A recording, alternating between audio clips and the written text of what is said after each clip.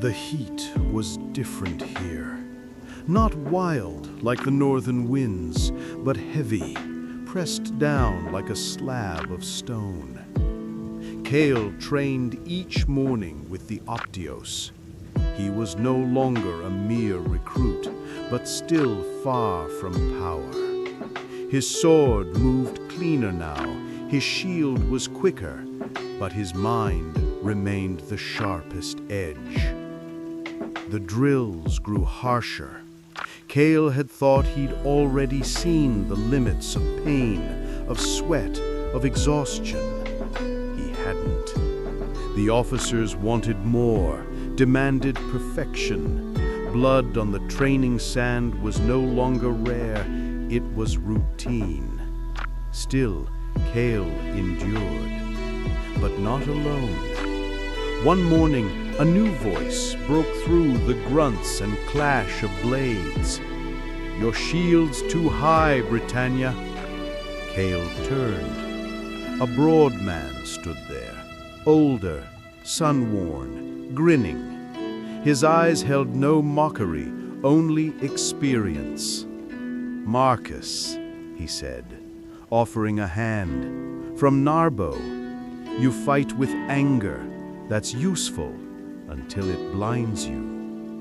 Kael didn't reply, but he remembered the words. By the week's end, Marcus stood at his side, in battle, in jest, in silence. The Roman and the Briton, bound not by homeland, but by fire.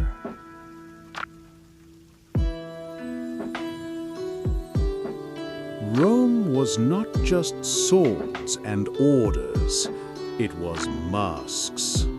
Kael, now Optio, was summoned to a gathering, an evening of wine, senators, and silent warfare. Marcus helped him prepare, polished his armor, adjusted the folds of his toga. "You look like a soldier pretending to be a statue," Marcus joked. Kael didn't laugh. The palace unnerved him more than any battlefield. Inside, gold gleamed, perfume masked sweat, and every glance was a game. A senator's daughter approached, bold, curious. Her questions cut deeper than any dagger. "You're not from here," she said, circling him like a hawk. "No," Kael answered. "Then be careful. Rome devours what it does not understand." He remembered her voice long after the music stopped.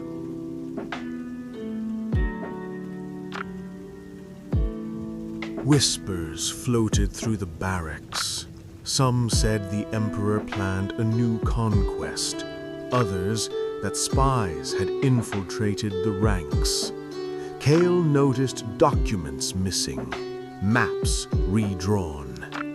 Then one night, he followed a shadow into the records chamber. It wasn't a thief, it was an officer, altering troop placements. Kael didn't confront him, not yet, but the rot had a face.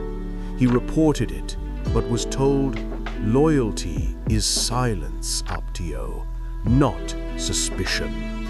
The laurel wreath of Rome, he realized, hid thorns beneath every leaf.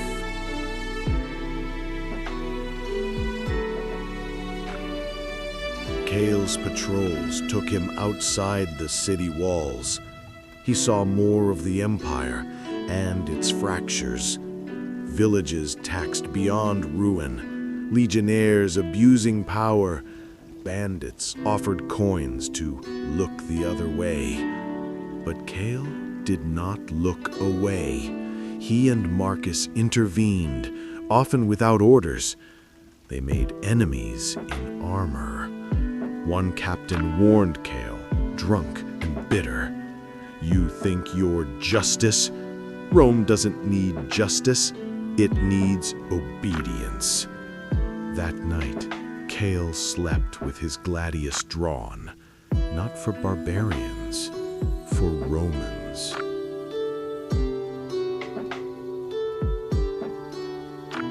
By now, Marcus was more than a comrade. He was Kael's mirror, older, wiser, flawed. One night, over bread and cheap wine, Kael finally asked, "Why do you stay loyal?" Marcus shrugged. "Because the alternative is chaos.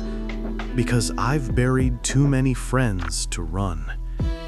Then he added, quieter, "Because someone like you might fix what we never could." Kael didn't answer, but the weight in his chest lightened. For once, he didn't feel alone in his defiance.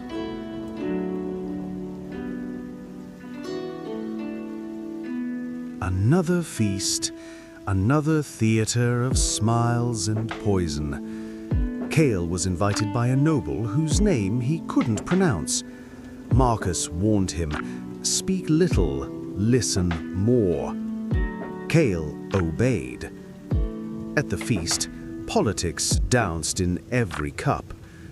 A drunk officer mentioned Kael's rise. "A Briton leading Romans.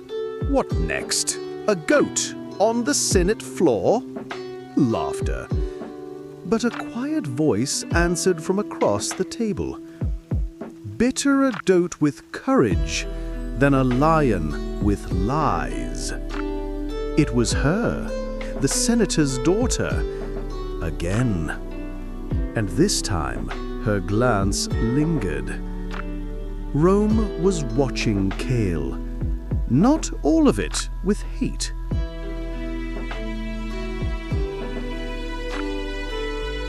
It was late. A letter arrived, sealed with an old symbol Kael barely recognized. A falcon on black. He broke it open. Inside, a name. A soldier. A friend of his father. Alive. Hidden. Marcus read over his shoulder. "Go," he said. "I'll cover for you." Kael slipped into the shadows. By night's end, he found the man. Old, broken, but honest. He spoke 6 words that shattered Kael's world.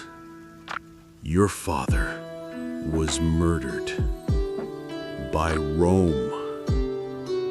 Not in battle, not in glory, but betrayed, silenced for uncovering treachery." Kael returned to his quarters, blood roaring in his ears. The fibula burned in his palm. This was no longer about duty. This was justice. Or vengeance. Maybe both.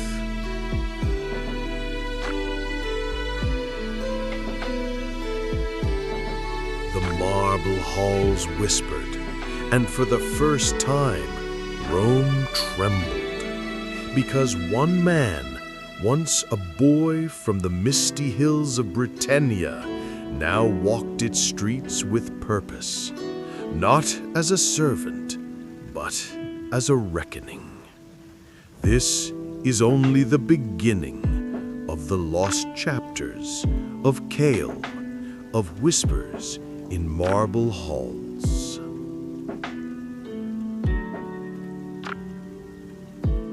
Before the next chapter is written, make sure you're here to witness it.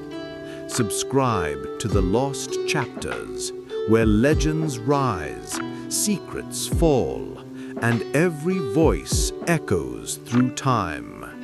This story is only beginning. Join the journey.